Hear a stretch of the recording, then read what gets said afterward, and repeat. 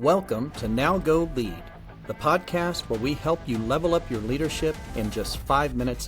Each episode, we provide inspiring stories and actionable insights to help you lead with confidence and clarity. Whether you're a seasoned leader or just starting out, our goal is to give you the tools and motivation to level up your leadership game. Do I have to be a hero too? What comes to mind when you think of the word hero or savior?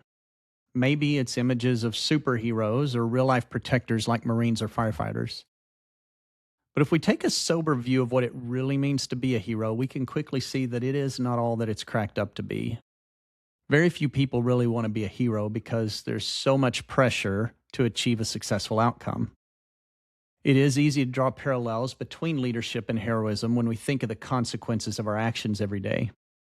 Certainly, so much is riding on our decisions each day, and we're constantly being asked to fix some organizational problem or help in any way possible those who have chosen to spend time under our leadership. But I have found that often our desire to help those who are in need pushes us to a fuzzy gray line on the border between leadership and heroism. Can that be a bad thing? As a leader, should you also be a hero? I started to notice my hero tendencies in my late teens. Maybe I was inspired by the action movies that I grew up watching. I loved it when John McClane defeated the terrorist who had seized Nakatomi Plaza, and he saved his wife from the clutches of Hans Gruber. And of course, who could forget Officer Jack Traven, who boarded a speeding bus in Los Angeles to save the passengers from a deranged bomber. But I think also there's a much deeper spiritual element that drove my hero mentality.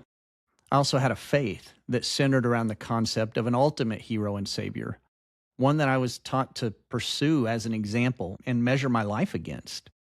So not only was I inspired by what I saw on screen, I was also motivated to help my fellow mankind as an act of faith.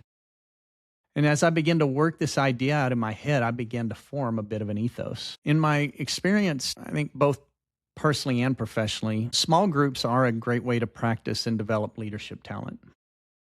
My earliest opportunities were to lead church Bible studies in my 20s. And I enjoyed connecting with people and leading them to find truth in a practical way. However, I very quickly learned that one of the foundational tenets of leadership is to understand the level of influence you have over others. And this is especially true when leading from a position of religious authority. It's easy for people to believe almost anything they hear from a preacher or teacher because their words are supposed to be a conduit of the voice of God. But I also found that people are drawn to someone who has potential answers to their problems.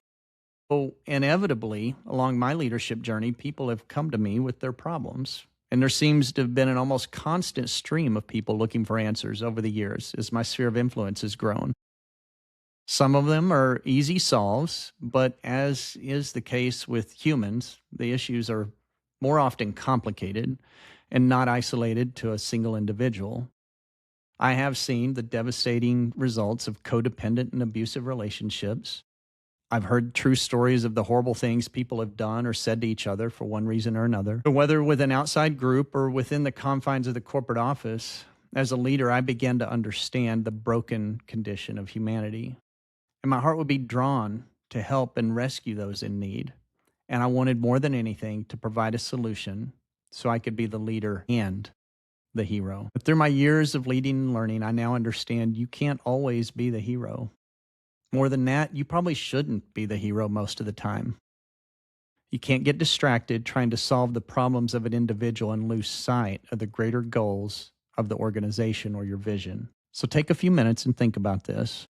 Where have you gotten lost trying to become someone's hero instead of being their leader? Do you have a firm grip on the boundaries between effective leadership and risky, heroic behavior? It'll never be easy to see someone you care about suffer due to addiction, poor choices, and the bad relationships they choose to endure. However, a mature leader understands that the goal is not to fix the problems of the world, but instead be wise enough to unite broken people under a vision and pursue success together. It's time to now go lead. Thank you for tuning in to this episode of Now Go Lead. Join us next week as we cover a brand new leadership topic and help you level up your leadership in just 5 minutes. For more resources, tips, and inspiration, visit our website at nowgolead.com. You can also connect with us on Instagram at nowgolead and on LinkedIn. We would love to hear from you. If you enjoyed this episode, please subscribe, rate, and leave a review. Your feedback helps us grow and reach more leaders like you. Also, don't forget to share this podcast with your colleagues and friends who are on their own leadership journey. Now Go Lead is produced by HP Engineering Studios in beautiful Northwest Arkansas. Now go lead.